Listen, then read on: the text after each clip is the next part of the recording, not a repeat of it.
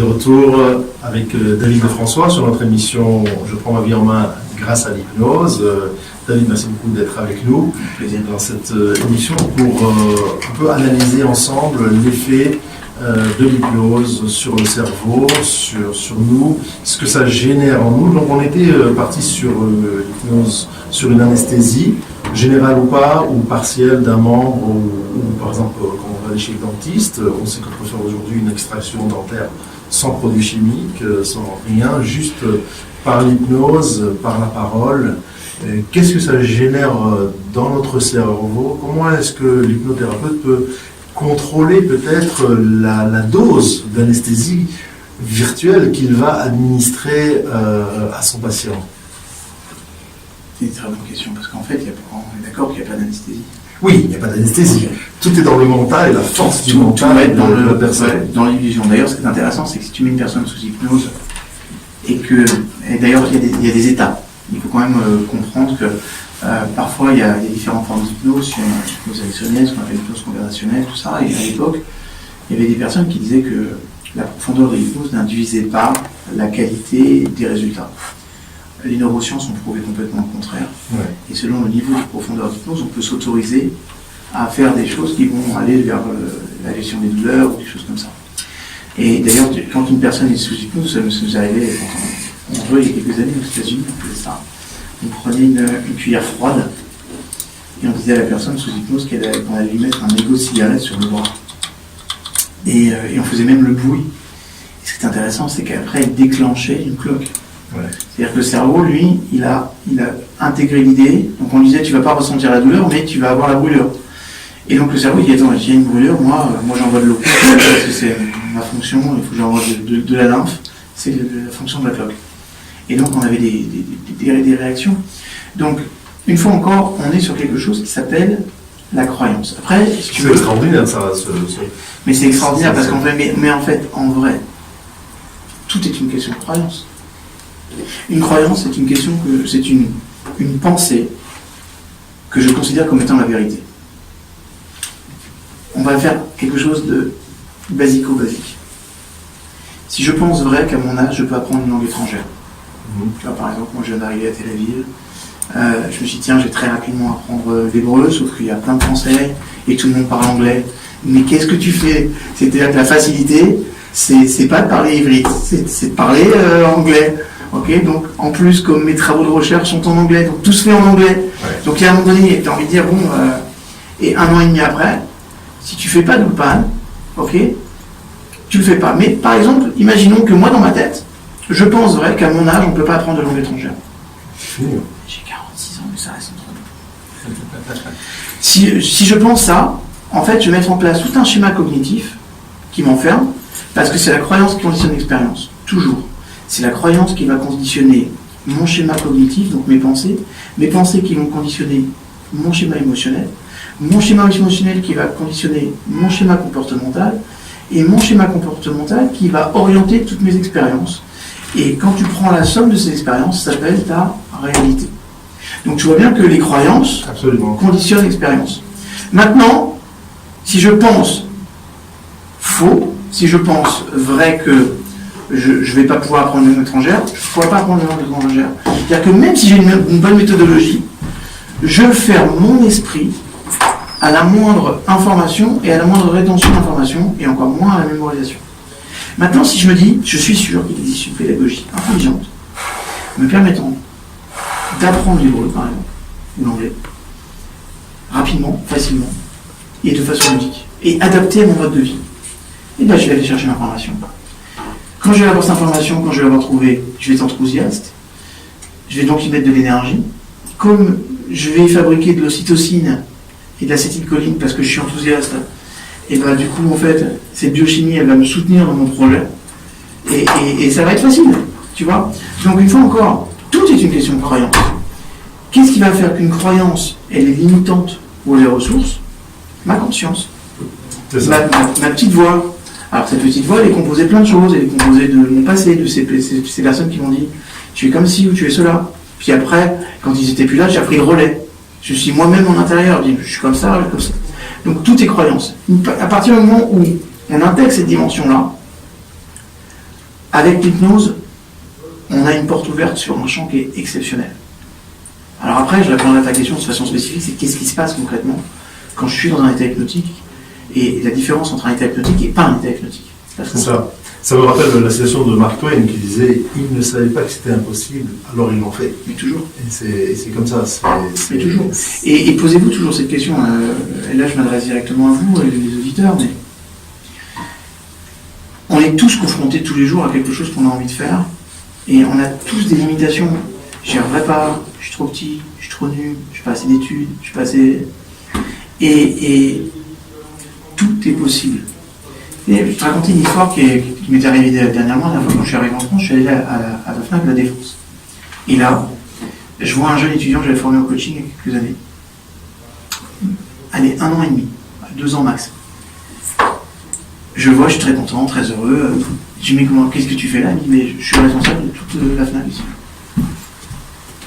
Il est jeune, il est très jeune. Et à l'époque, il se destinait à faire du coaching, lui, plus pour les adolescents, tu vois. Et il me dit, bah, viens, je vais t'expliquer comment j'ai fait. Il a postulé un bac plus 5 alors qu'il avait qu'un bac. Et en fait, il a démonté tout le processus de recrutement. Et à chaque fois, il a dit, non, mais ne cherchez pas les bac plus 5, parce qu'ici, là, vous êtes dans un quartier qui est très particulier, avec une clientèle qui est particulière, et avec des collaborateurs qui sont particuliers. La loi, c'est pas la règle que vous avez appris dans les écoles de commerce. C'est ce qui se passe dans les cités.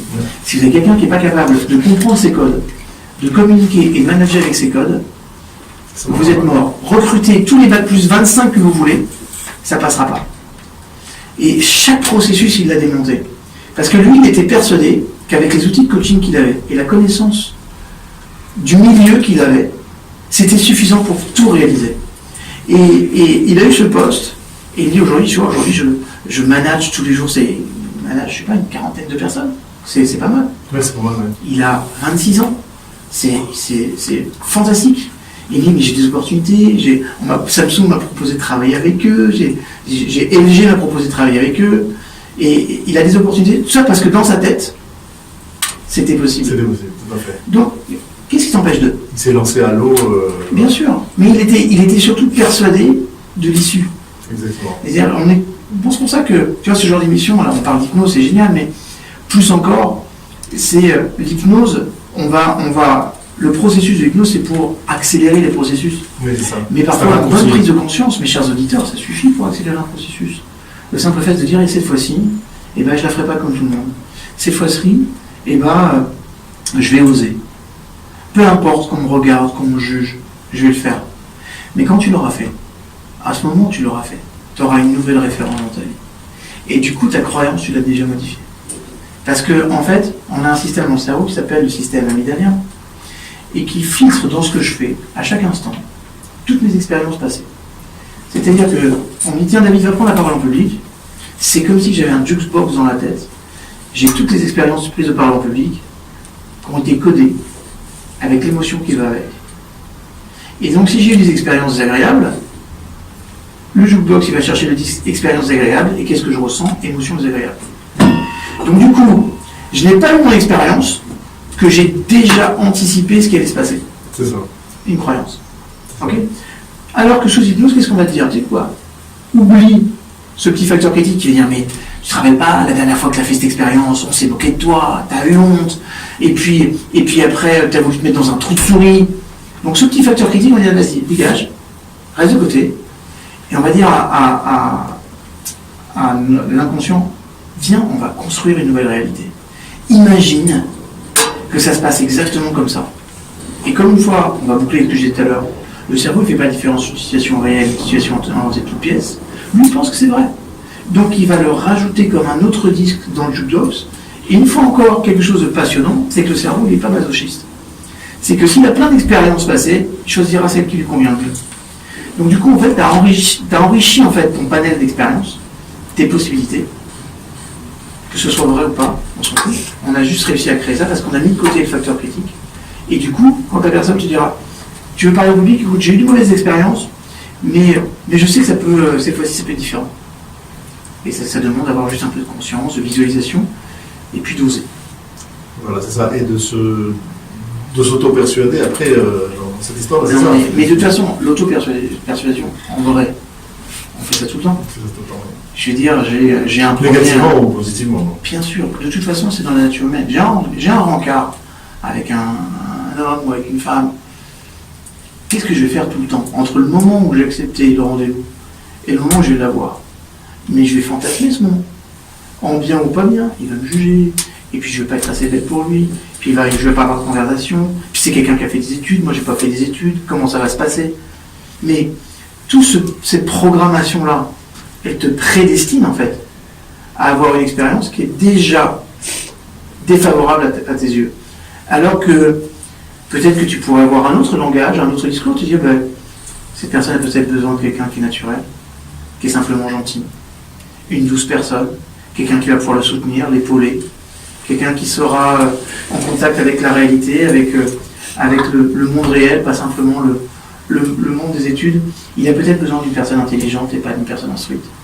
Et dans ce sens-là, je peux lui apporter énormément. Tout à fait. C'est en fait en vrai.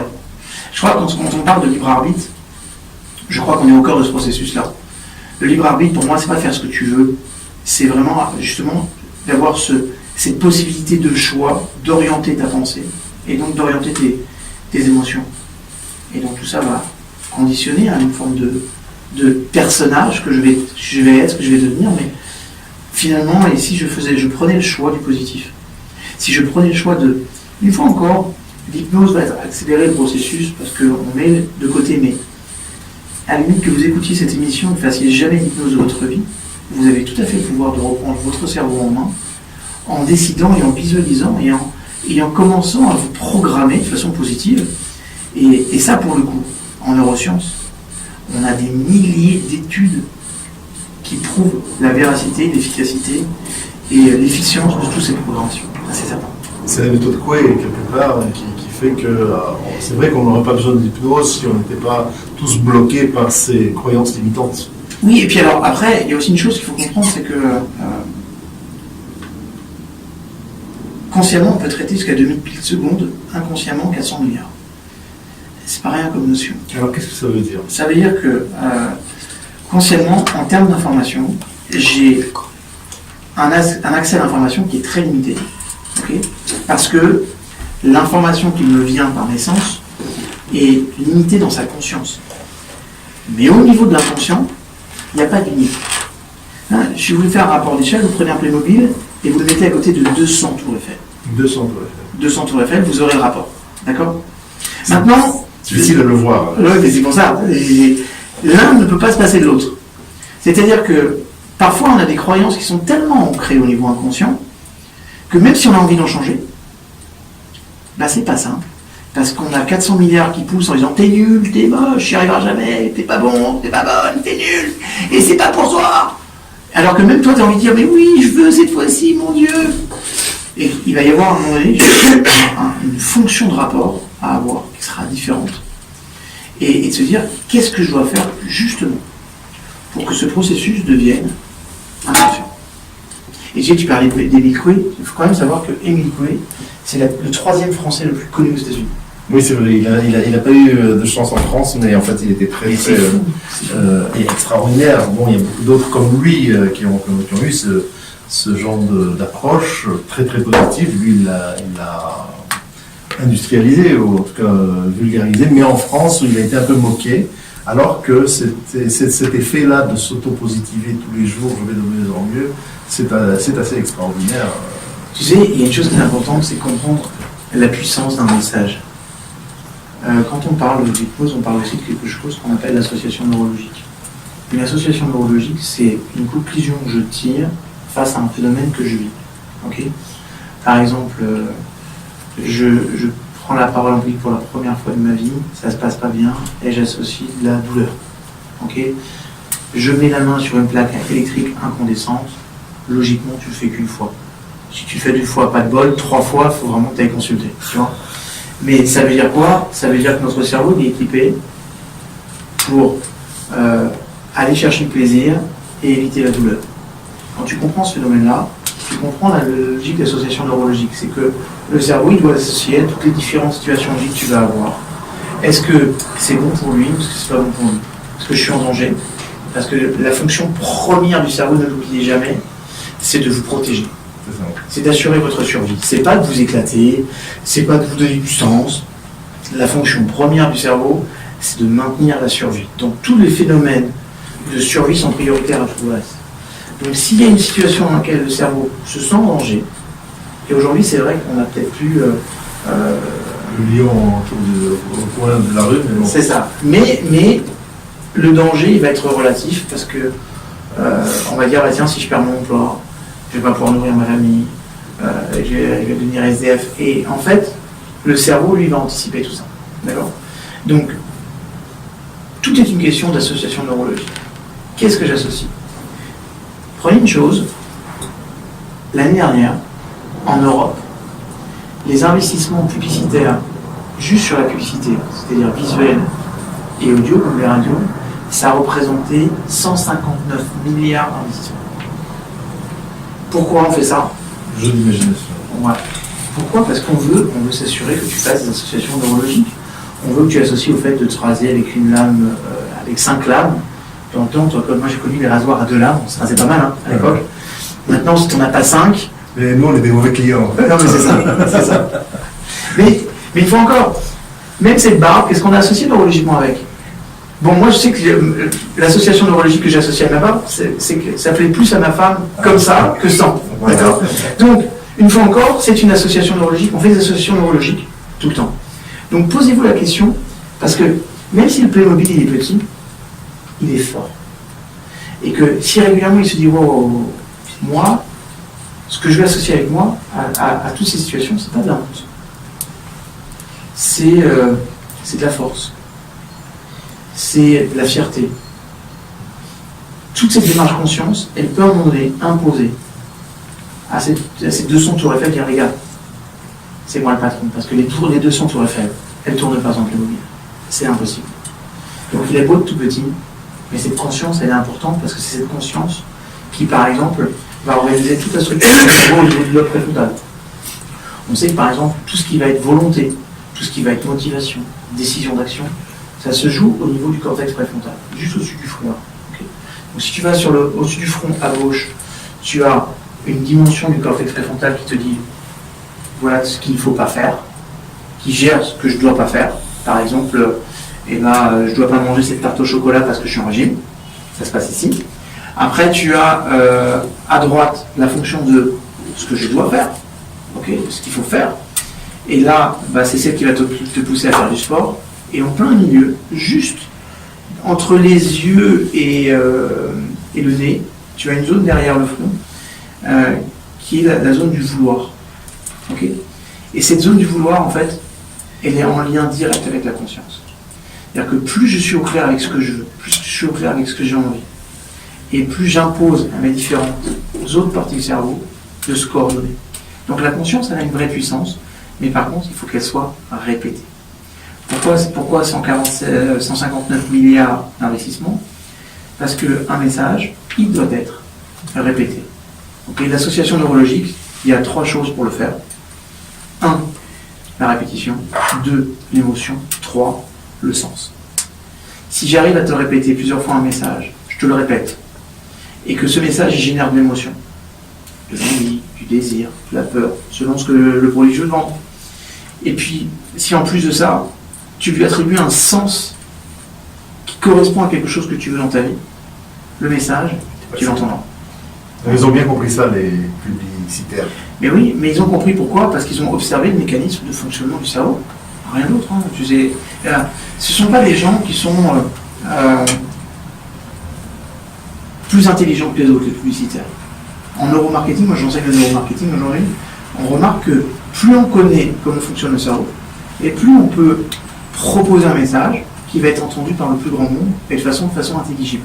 Voilà. C'est très intéressant, David. On va prendre une petite pause musicale maintenant et puis revenir tout de suite après. Merci beaucoup. Et après, surtout on rentre dans le médical, parce que je sais que tu en as envie. Ok, avec plaisir.